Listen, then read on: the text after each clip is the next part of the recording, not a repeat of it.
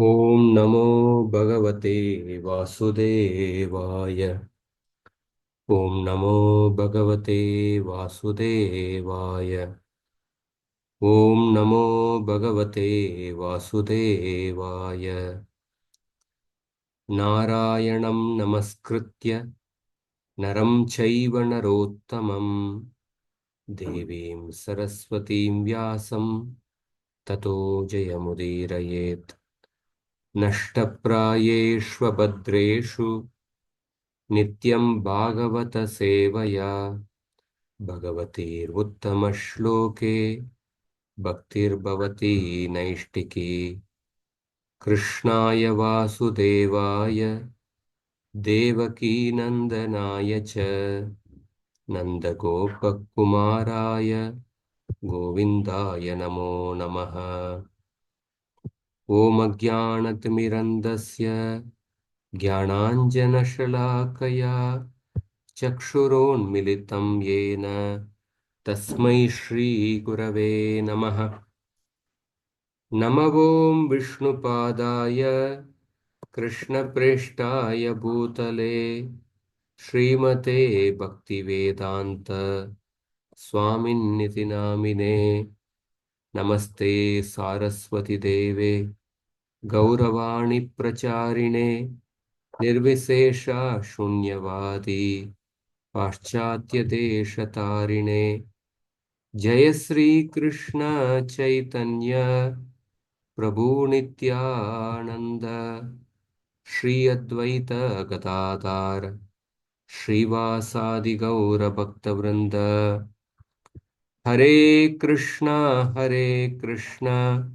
Krishna Krishna Hare Hare Hare Ram Ram Ram Ram Hare Hare.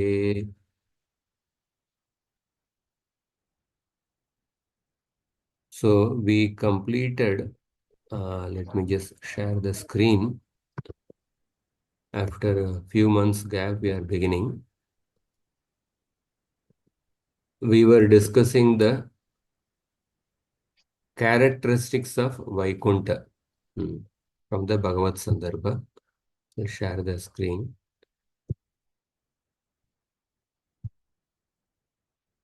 So in the Bhagavad Sandarbha, from the 61st Anucheda, Jiva Goswami discusses the characteristics of Vaikuntha. So Jiva Goswami discusses 9 characteristics of Vaikuntha. Bhagavan's abode being, maybe I'll read the Sanskrit so that the first is that Yataha Karmadibir na prapyate. Karmadibir na prapyate. That means Vaikuntha cannot be attained by fruitive activities. Bhagavan's abode being identical with the non-dual reality cannot be attained by dualistic action. Dualistic action means performing an action with the expectation to enjoy the results, fruitive activities, result-oriented action. Second characteristics of Vaikuntha is that prapancha atitattvena shruyate. Prapancha atitattvena shruyate. Vaikuntha is beyond this prapancha, beyond this manifest world. It is described in the Vedas as the transcendental to the manifested cosmos. So these two characteristics we discussed in the 61st and 62nd Anucheda. Now we will go to the third characteristic, that is, once we will go through all the 9 characteristics and then we will start discussing the third one. The third one is that tam labdavatam askalana guna satmyena stuyate. Tam labdavatam. One who has attained Vaikuntha, askalana, he will never fall from the Vaikuntha.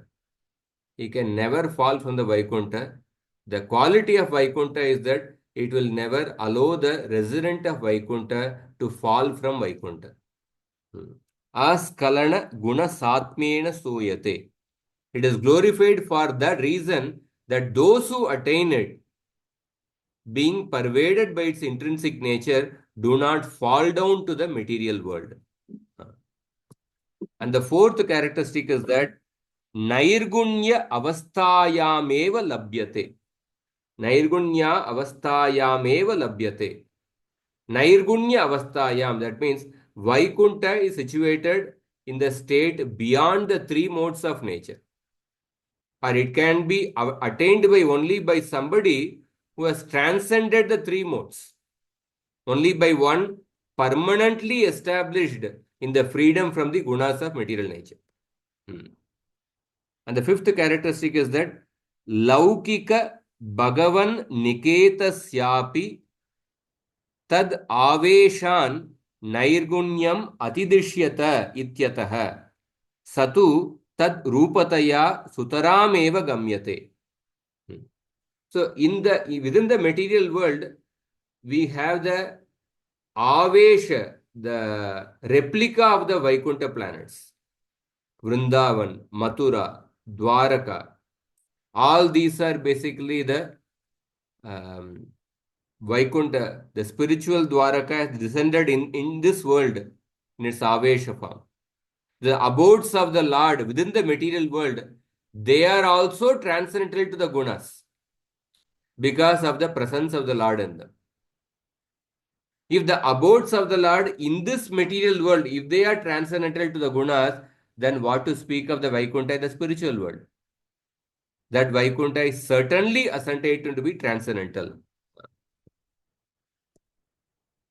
So, and then next characteristic is that Laukika, Sakshadeva Prakritehe Paratvena Shruyate. Sakshadeva Prakritehe Paratvena Shruyate. It is beyond the material nature.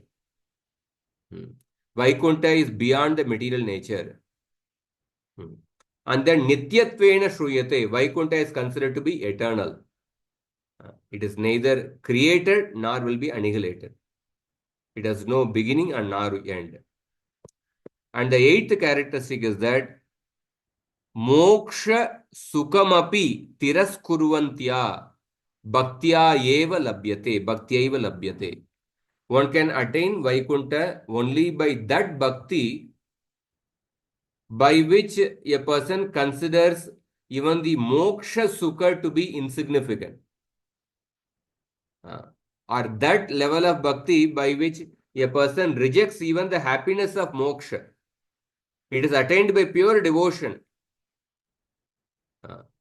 Such non-dual devotion belittles even the bliss of liberation, which is merely the negation or absence of the fruitive action. So pure devotion, or in other words, by non-dual action that is causeless, uninterrupted, produces no extraneous effects and is one in nature and orientation with the non-dual complete whole, Sri Bhagavan. And the ninth characteristic of Vaikuntha is that Sachidananda Ganatvena Vidiyate. Vaikuntha is composed of Sachitananda.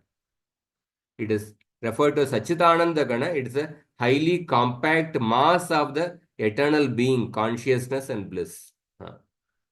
So out of these 9 characteristics, we discussed the first 2. Now today we'll go to the third characteristics.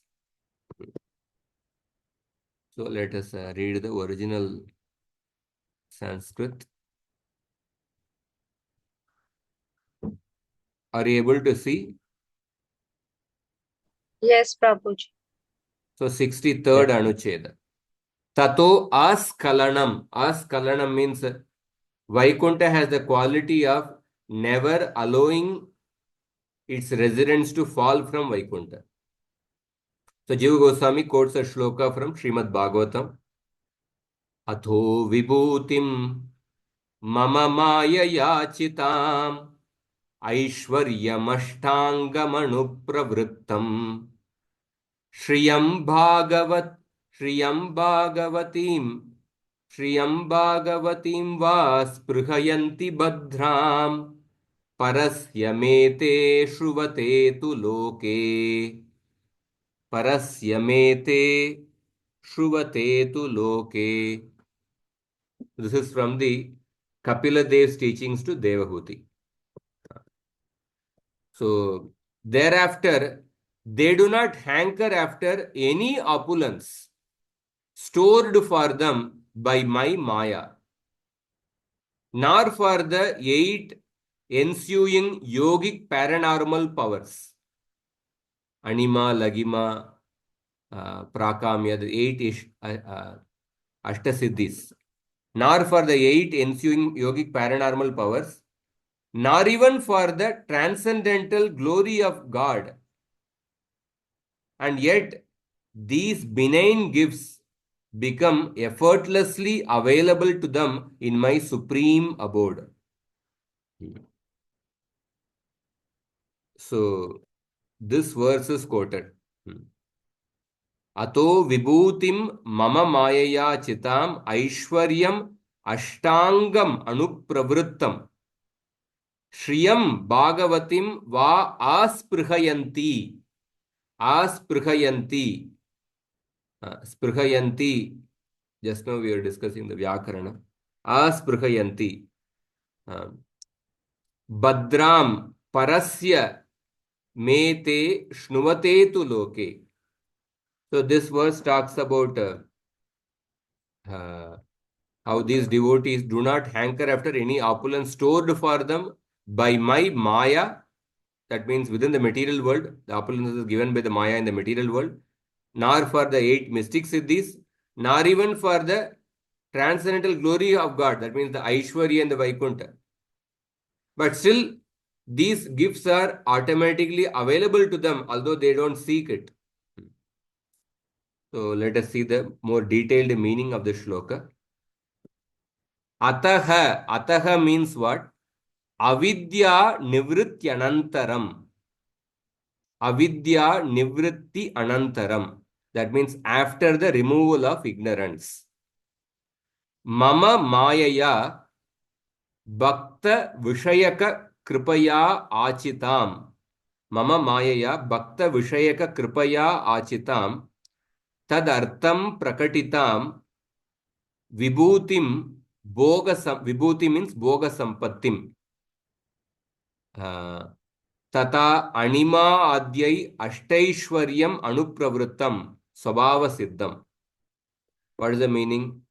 That the term mama mayaya means by my mercy upon the devotee. Maya also has one meaning as mercy. By my mercy upon the devotee. Achita means made manifest or available for the sake of these devotees. Vibhuti refers to the paraphernalia appropriate for enjoyment. And Aishwarya refers to the 8 mystic siddhis here, such as Anima. These powers systematically ensue. So, Swabhava Siddham. So, Mama Mayaya Bhakta Vishayaka Kripaya. Maya means Kripa. Mama Maya means Bhakta Vishayaka Kripaya. By my mercy towards the devotee. Achitam Tadartham Prakatitam. Because of my mercy towards the devotee, my Maya acts upon him. Vibhuti means Bhoga Sampatim. And Tata Animadya Ashtaishwarya. Aishwarya refers to the 8 mystic siddhis. Anupravritam Swabhava Siddham. Swabhava Siddham. That means these powers systematically ensue. It is their very nature to be made available as a consequence of pure devotion. As a consequence of pure devotion, a devotee, as a side byproduct, he gets the Ashta Siddhis, he gets the different enjoyment available in this world. And then further, Tata Bhagavatim Shriyam Sakshat Bhagavat Sambandhinim Sarshti Sanyam Sampattim Api Asprihayanti. Bhagavatim Shriyam means what?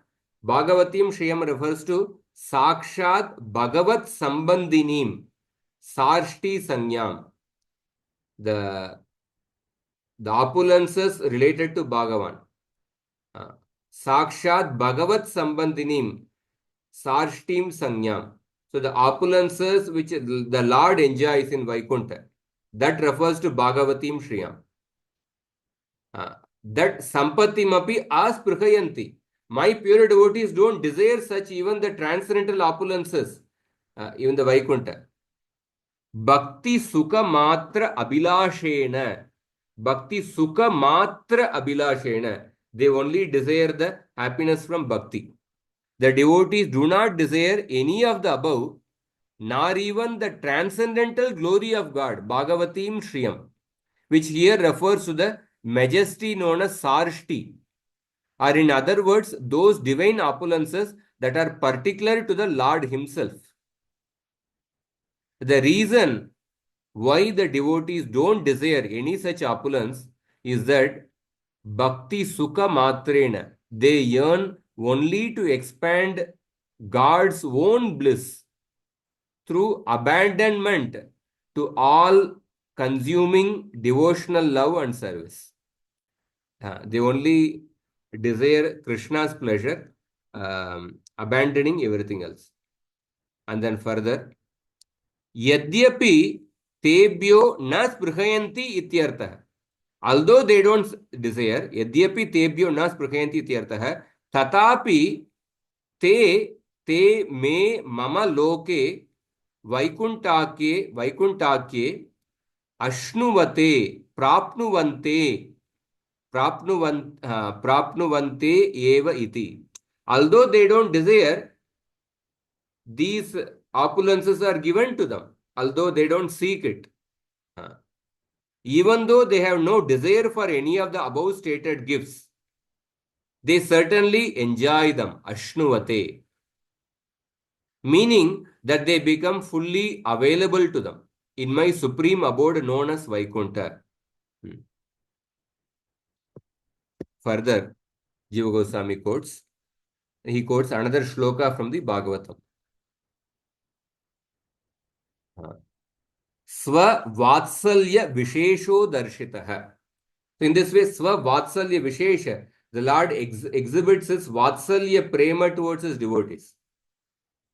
Although the pure devotees don't desire, but still the Lord makes them available.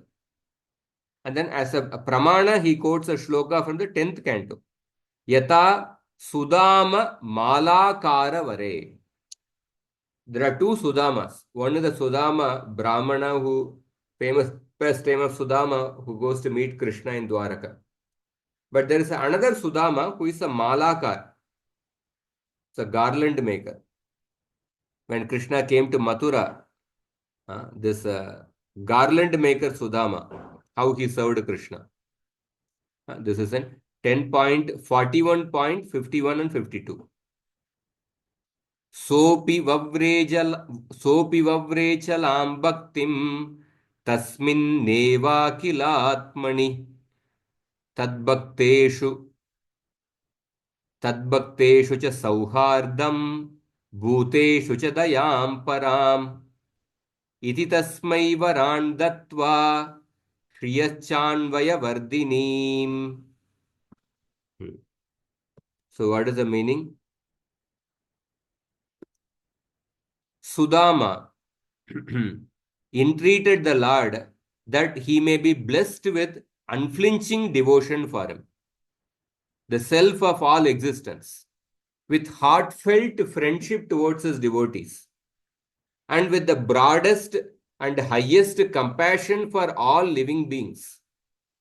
The Lord not only granted Sudama all these, but also awarded him ever increasing prosperity for his family, as well as strength, longevity, fame, and beauty.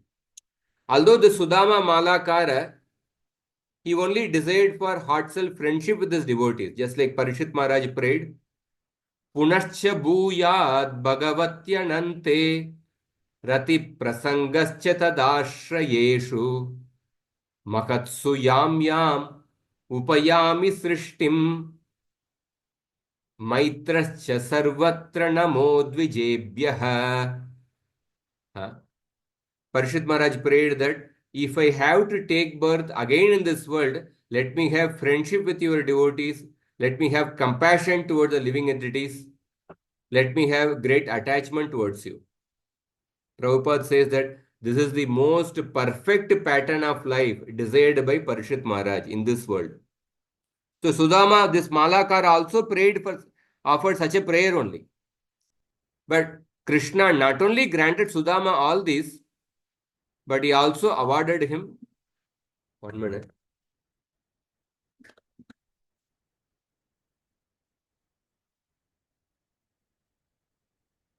Right. Okay. Thank you. But Krishna also awarded him ever increasing prosperity for his family, although he did not seek it. So this verse is like the third canto Kapila Dev's teachings, how the pure devotee does not desire the opulences, but still the Lord makes those opulences available to the devotee. As an example, Jiva Goswami is quoting this shloka. Further we'll see.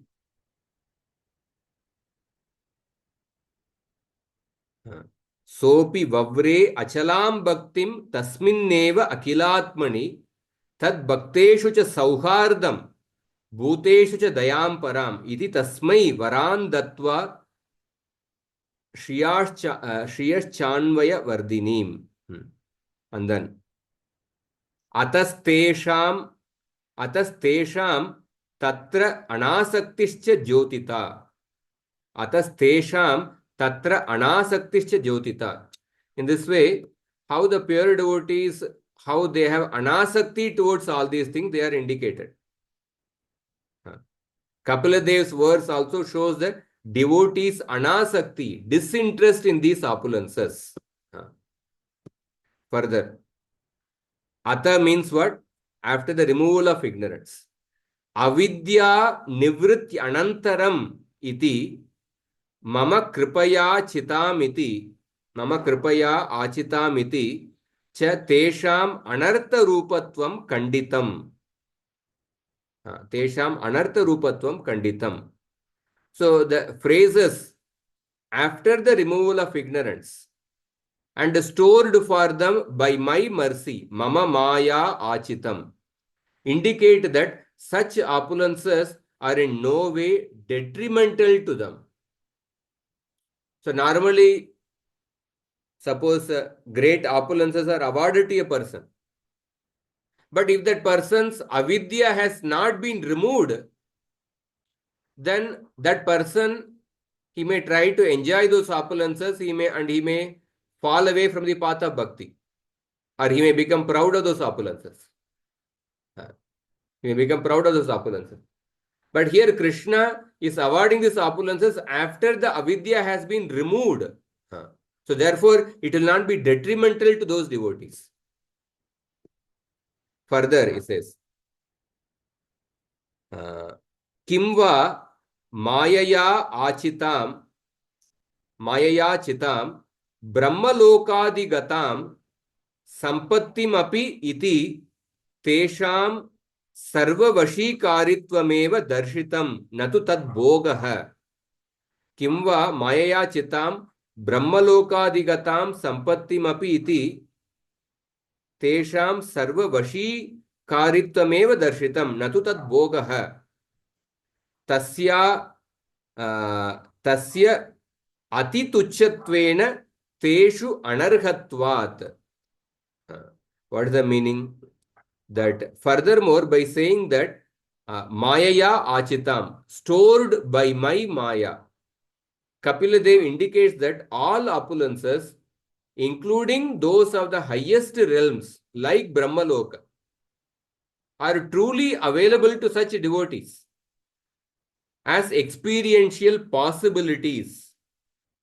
But still the devotees make no use of them, considering them completely devoid of significance or substantiality and thus unsuitable for their use.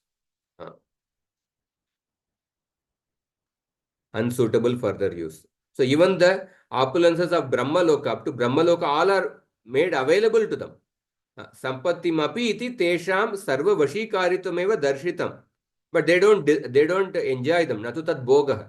Because tasya atituchatvena teshu anarhatvat. Because they consider them to be insignificant. Because the characteristic of bhakti is what? Kleshagni, Shubhada, Moksha Laguta Krita. In the Bhava stage, a person considers even the Moksha Sukha to be insignificant. So, Shrutishcha Atra.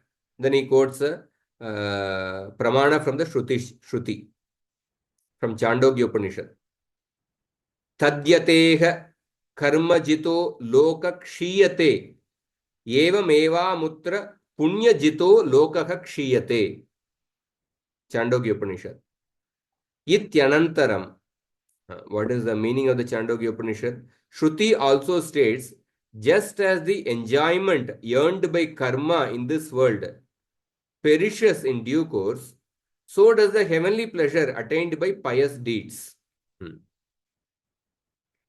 Tad yata iha karmajito lokah kshiyate. Iha karmajito lokah kshiyate. Evameva amutra punyajito lokah kshiyate. Iha refers to in this world, karmajito lokah kshiyate. In this world, whatever facility you get by performing pious activities, that gets destroyed in due course of time. Kshiyate. Similarly, amutra punyajito lokah.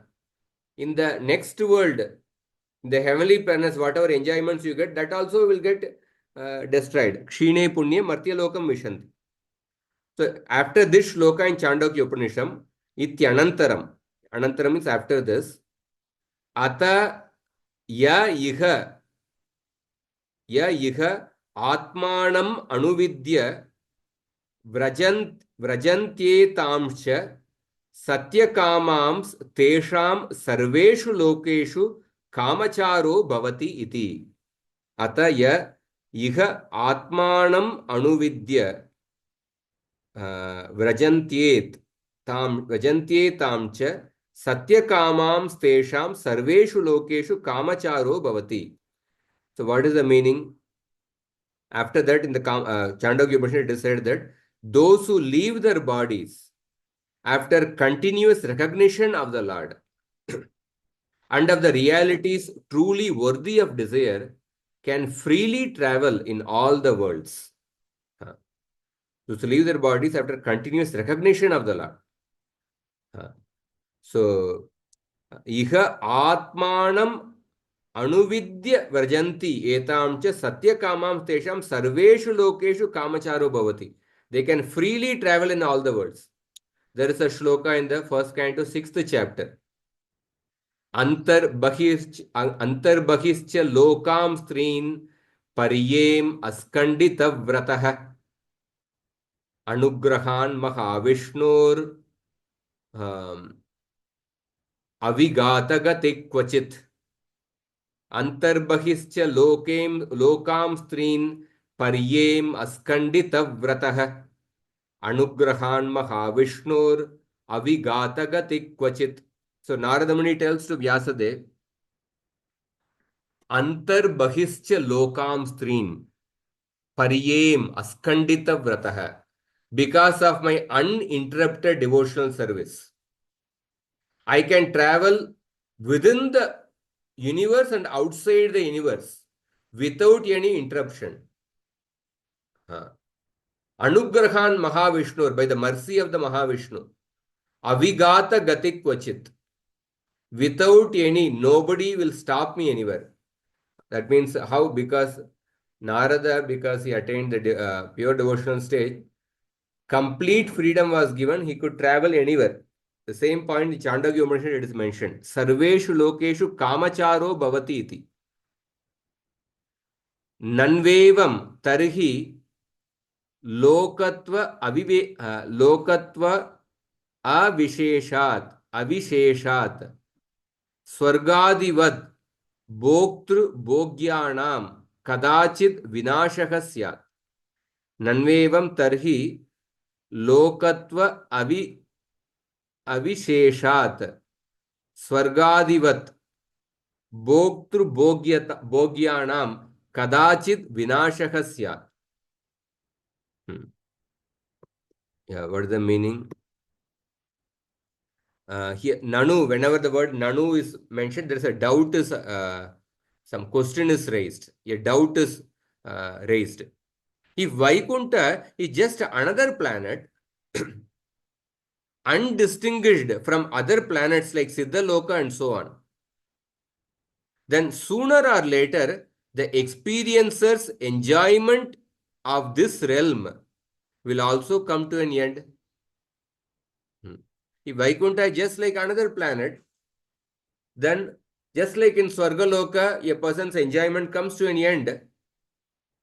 So similarly, in Vaikuntha also, one's enjoyment will come to an end. So in response, the following verse is spoken. In response, the following verse is spoken. So this verse especially is in relation to the theme. So first, so this verse is it the immediate next shloka? Yeah. First, he quoted 3.25.37. And now he is quoting 3.25.38. 3.25.38 is the shloka which is mainly in accordance with the theme of this Anucheda, that nobody falls from Vaikuntha. But in order to give the background of this shloka, first he quotes the previous shloka, 3.25.37. So a person may question that if Vaikuntha is just another planet, undistinguished from other planets, then the enjoyment there will also come to an end. So the following verse is spoken.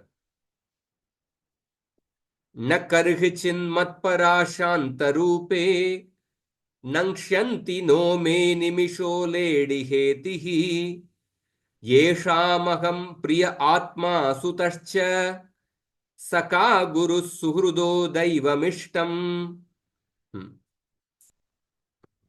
So Kapila Dev says, in that abode of unalterable peace are found only those who know themselves and feel themselves to belong to me entirely. They will never meet with destruction. My unblinking wheel of time never devours those for whom I am the total beloved, their very self, son, friend, preceptor, relative, benefactor, and worshipable Lord. They will never meet with destruction. My time never devours such people who has attained that abode of Vaikuntha. That is what in this shloka. Now he is going to explain this shloka further. Tatra ahe shanta rupe na karhichit matpara shanta rupe. Shanta rupe means shantam avikritam rupam yasya tasmin vaikunte matparas tadvasino lokaha kadachidapi na nangshyanti bhogyahina na bhavanti. Bhogyahina na bhavanti. So the phrase Shantarupe refers to the supreme abode, Vaikuntha, mentioned in the previous shloka, which is peaceful by nature, meaning that it is free from all change or alteration that could disrupt the continuity of peace. All those who reside there know themselves and feel themselves to belong to me entirely. Matpara Shantarupe. Kadachidapi na nangshyanti. Bhogyahina na bhavanti. Matparas tadvasino. All the people who reside there, they consider themselves to be entirely belong to Bhagavan. Matpara tadvasino loka. So Shantarupa means Shantam Avikritam Rupa. Peaceful without any transformation. Animisho, the word animisho is used. Animisho me hetihi. That means Madiyam Kala Chakram no lady. Tan na grasate. Kala Chakra never acts upon Vaikuntha. Nasa Punaravartate, Chandogya Upanishad says that. That means such a person who has attained Vaikuntha will never come to this world. Iti Shrutehe. Or in the Gita it is mentioned, Abrahma Bhuvanal Loka Punaravartinorjuna Mamupetya tu Kaunteya Punarjanmana Vidyate. Iti Shri Gitopanishad Byaha. Mamupetya tu Kaunteya Punarjanmana Vidyate. And then further he quotes, Sahasranama Bhashye Api Uktam. In the Vishnu Sahasranama Bhashya, Shankaracharya's words are quoted. Bhashye Api Uktam. What is the word? Param Utkrishta Mayanam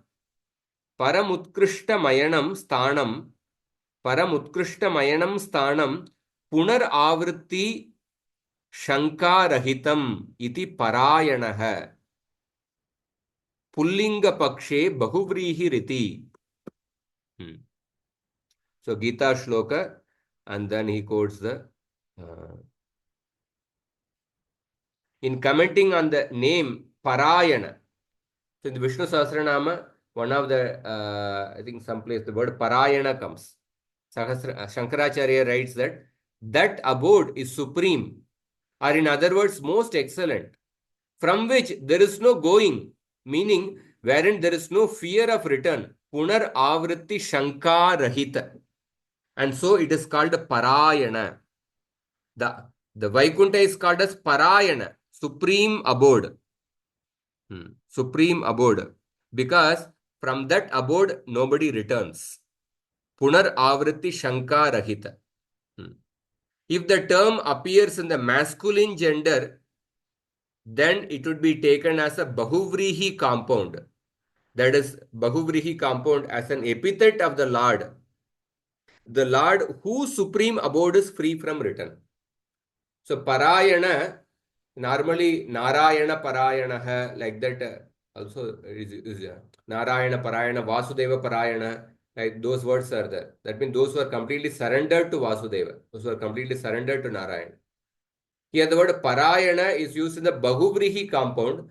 Bahuvrihi Samasa is Anya Padartha Pradana. Example is Pitambaraha. Pitambaraha is a combination of two words, Pitam and Ambaram. Pitam means yellow, Ambaram means dress. So Pitambara refers neither to Pita Varna nor to the dress. Pitambara refers to the person who wears the dress with a yellow color. So it is called Anya Padartha Parana. It is neither referring to the Pita Shabda nor referring to the Ambara Shabda. So Pitambara is an example of Bahuvrihi Samasa. Similarly, Parayana is used as a Bahuvrihi Samasa. It refers to the if we take the Parayana, Parayana, if the term appears as the masculine gender, it refers to that supreme Lord whose supreme abode is free from return. That Lord whose abode is free from return.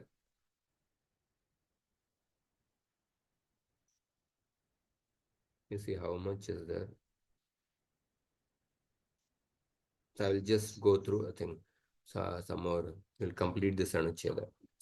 Na kevalam yetavat tesham mahatmyamityaha yesham iti.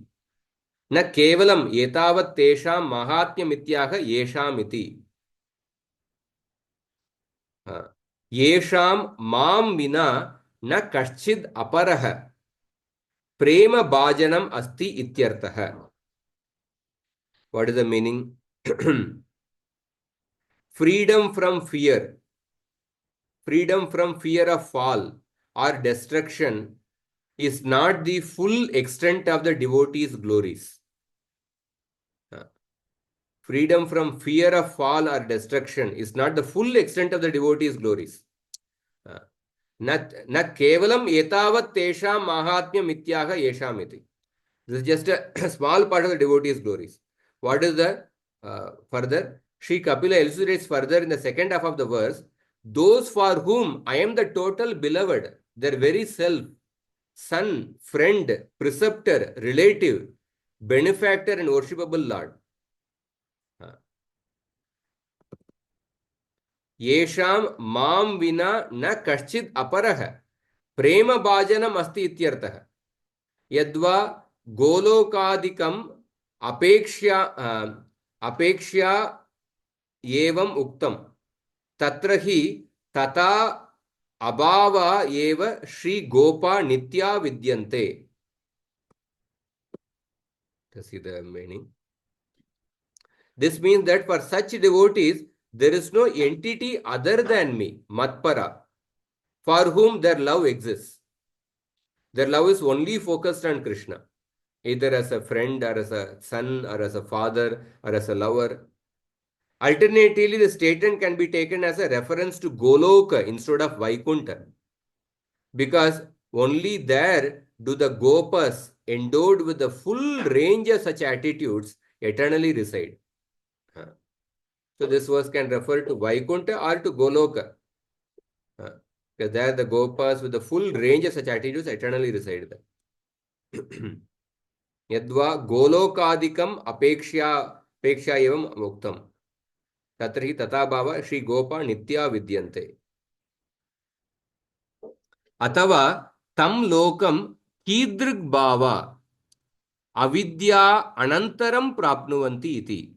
So that Vaikuntha is attained after the removal of ignorance. Tatra aha yesham iti. Ye kechit padmottara kande darshita munigana savasanaha priyaha patihi iti mam bhavayanti. He is quoting the Padma Purana Uttarakanda. Then again, the last two lines of the verse can be taken as a reply to the question, what kind of people attain that abode after being freed from ignorance? The idea is this. Some people, like the sages described in the Uttarakhanda of the Padma Purana, desire me as their beloved husband. So in the Padma Purana Uttarakhanda, the Dandakaranya sages are described. They desire, when they saw Lord Ram, they desired to have Lord Ram as their husband. So Jiva Goswami is giving example for the different devotees. Those sages desired Lord Ram as a husband. Lord Ram satisfied the desire in the Dwapar Yuga. Ye Kechit means some other people. Sanakadi Savasanaha Atma. The Chatush Kumaras. Sanakadi Savasanaha Atma. Brahmaivayam Sakshat Itimam Bhavayanti. So the sages headed by Sanaka, they considered me as their very self. That is directly as Brahman. And yet others relate to me in the other ways mentioned. Only such persons who know themselves as belonging to me entirely, matparaha, through any of these dispositions can attain Vaikuntha.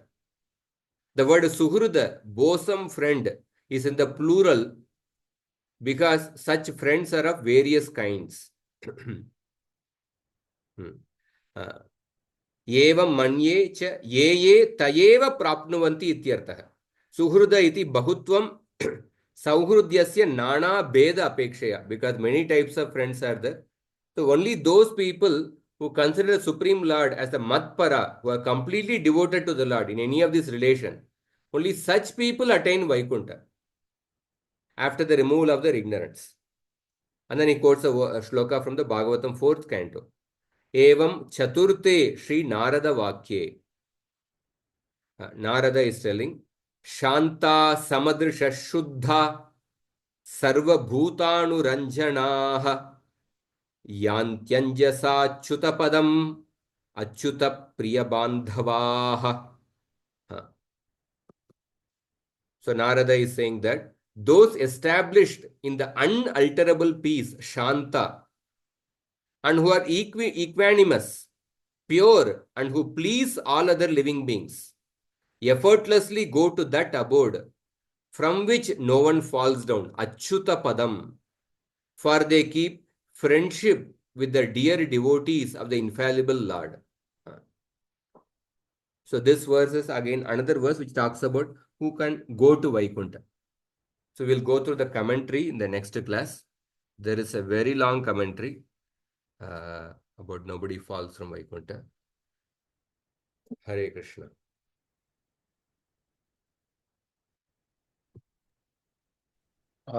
Thank you, Prabhu. Very nice. After a long time, we get to hear that Bhagavat Sandarbha continuity. Hare Thank. Krishna. Thank you, Prabhu. You are continuing in the Vidyapit studies. Yes, Prabhu. Right now, 10th canto, 45th chapter complete.